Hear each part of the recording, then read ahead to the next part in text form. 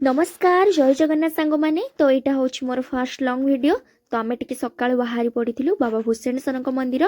तो मु मो स्वामी आ सहित आम झी तो बहुत दिन इच्छा थी बाबा को टे दर्शन करने। मु 10 क्लास टाइम रे मंदिर को जाइली। तो फाइनाली आम बाबा डाकर आसीगला। तो आम मैंने बाहरी पड़ू मंदिर। आपण मैंने वीडियो रे एंड जाई रुहतु मुझे सहित पहुँची कथा।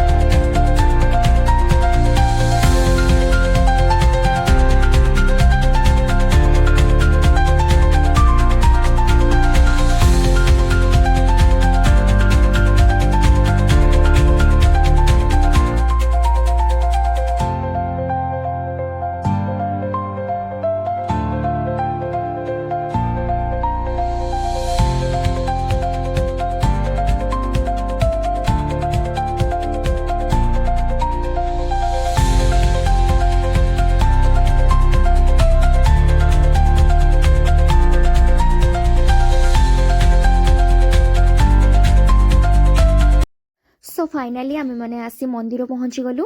तो ये साइड रे गोटे कॉर्नर रे अच्छी गोटे पोखरी। तो पोखरी रे बहुत सारा फुटी पद्म फूल। तो ये सब पद्म फूल देखिए बहुत ही बढ़िया लगे।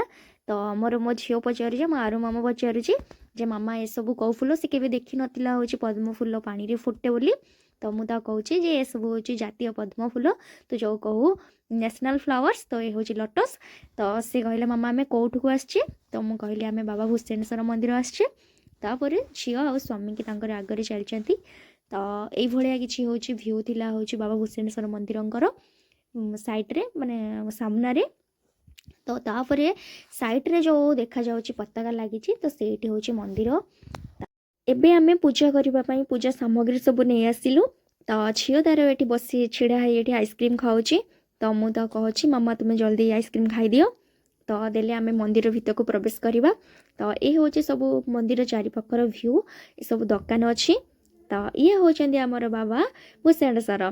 तो यांकर उच्चता हूँ प्राय 12 फुट। तो कला मुगुरी पत्थर रे तैयारी। तो किंबदंती कहवाक मिले कि हूँ लंकापति रावण कैलाशपुर शिवलिंग को आनी तो लंका को नेउथिले। तो शिव तांको कहिथिले जे मते रास्तार कौटी भी रखिबु नाही। किंतु कौन है ना तो रावण को एत जोर शोष लगी। तो से गाया को शिवलिंग को धरई दे पानी पीवा को पड़ेले। तो से गाया एत शिवलिंग एत भारी जे तो गाया से तले सीटी रखीदे। तो शिवलिंग एत भारी हो तो शिवलिंग को सीटी आनी पारे ना। तो शिवलिंग एठी रहीगले। तो सेठू नामकरण होगा ये हूँ बाबा भूषणेश्वर मंदिर।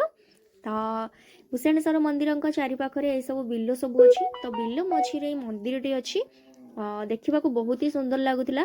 प्राकृतिक दृश्य माने सुंदर सब जिनस गछ पत्र बहुत बढ़िया लगुला देखापी। तो आम टे मानसिक सूता बांधी देलु। तापर आसी झील तार खेलना किणुला। खेलना किଣି सारा पर आम टे गलु भोक लगी तो खावाई टे पलैलु। तो आम जलखिया टे खाई कि छणाछुणी जिनस से सब खाई भल थिला ओके ओके थिला। तो खाଇବା भल थिला।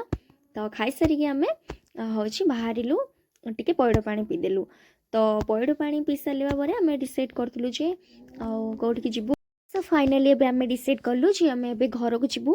तो जदि आपण मानक मो वीडियो भल लगी थाए तो मो चैनल को सब्सक्राइब करेंगे आउ लाइक करेंगे आ कमेंट करने को बिल्कुल ही भूलिए आउ शेयर करने को भी बिल्कुल भूलिए। तो एबे आम बाहरी पड़िलु घर को। तो घर को गला बेले रास्ता रे पड़े हूँ थाना छक। से थाना छक मिले हूँ स्पेशल लस्सी। तो आम टे लस्सी पी देलु। तो लस्सी टी बहुत टेस्टी थिला। लस्सी टी हूँ या हूँ छेना और राबिडी स्पेशल या। तो जदि आपण मानक मो वीडियो भल लगी थाए पुणी आउ थे मन पकई दे लाइक करने को बिल्कुल भूलिए। आउ देखा पुणी आउ गोटे नुआ ब्लॉग रे रहिली। जय जगन्नाथ।